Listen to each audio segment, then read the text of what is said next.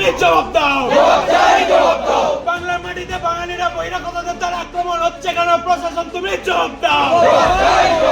জবাব চাই, জবাব দাও। জবাব চাই, জবাব দাও। বাংলায় বহিরাগত দুষ্কৃতীদের জবাব দাও। এক বাঙালি অ্যাডভোকেট তার রাতের অন্ধকারে কয়েকজন দুষ্কৃতী বাড়িতে হামলা করেছে। এই ধরনের সংস্কৃতি, এই ধরনের কালচার কখনো ছিল না। হামলাটি করেছে কে? জামুরিয়ার বিধায়ক হরেরাম সিং এর ছেলে টেম্পাল সিং, তার গুন্ডা বাহিনী নিয়ে এসে পড়ে। এই ধরনের বাংলার অশান্ত পরিবেশকে যারা অশান্ত করতে চায়, বাংলাকেও তাদের বাংলা থেকে বিতাড়িত করতে চায়। আপনারা দেখেছেন দিনের পর দিন ধরে জামুরিয়াকে এরা উত্তরপ্রদেশ বালিয়া ছাপনা করে দিয়েছে। আমাদের রানীগঞ্জ জামুরিয়ার অবস্থা কখনো এই ধরনের বাড়িতে ঢুকে পড়ে মস্তানি গুন্ডামি কখনো ছিল না। এই ধরনের সংস্কৃতি, এই ধরনের ওরা উত্তরপ্রদেশ বালিয়া ছাপনা করে ওরা আমদানি করছে। একটা বাঙালির বাড়িতে রাতের অন্ধকারে হামলা করছে। শুধু একটা বাড়িতে নয়, পরপর 4টে বাড়িতে হামলা করেছে। যদি তাদের কোনো অভিযোগ থাকে, তার জন্য 4জন পুলিশ আছে, প্রশাসন আছে, তাকে জানাক। তারা নিজের হাতে আইন তুলে নিয়ে পড়ে তারা কেন করেছে, তারা কেন রাতের অন্ধকারে বাড়িতে হামলা করেছে, আমার তার জবাব চাই। যারা হামলা করেছে প্রত্যেককে উপযুক্ত শাস্তির ব্যবস্থা করতে হবে। আমরা আজ এই দাবি নিয়ে আমাদের কাতরা যিনি আছেন আমাদের আইসি আমসদার, তাকে আমরা ডেপুটেশন দিতে এসেছি এবং আমরা এটাও বলতে এসেছি যাতে আগামী দিনে কোনো বাঙালিকে যেন কেউ অত্যাচার না করে, তার জন্য পুলিশকে সঠিক পদক্ষেপ গ্রহণ করতে হবে। পশ্চিম বাংলা থেকে বাঙালিরা বঞ্চিত তো অনেকগুলো কারণ আছে।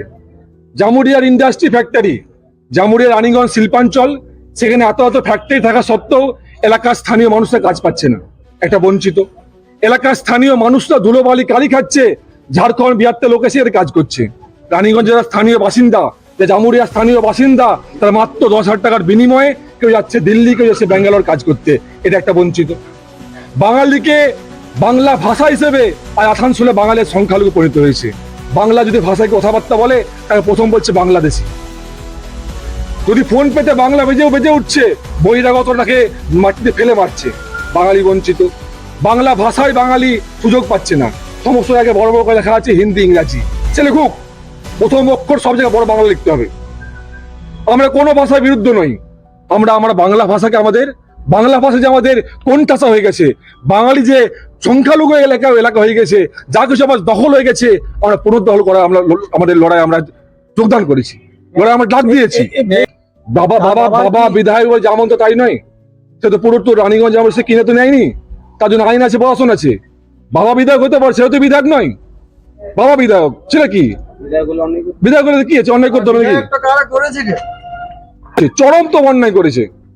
একজন এলাকার মধ্যে একজন সিনিয়র মানুষ এবং গণ্যমান্য মানুষ, যাই হোক, বাঙালির বাড়িতে রাতে অন্ধকারে হামলা করেছে।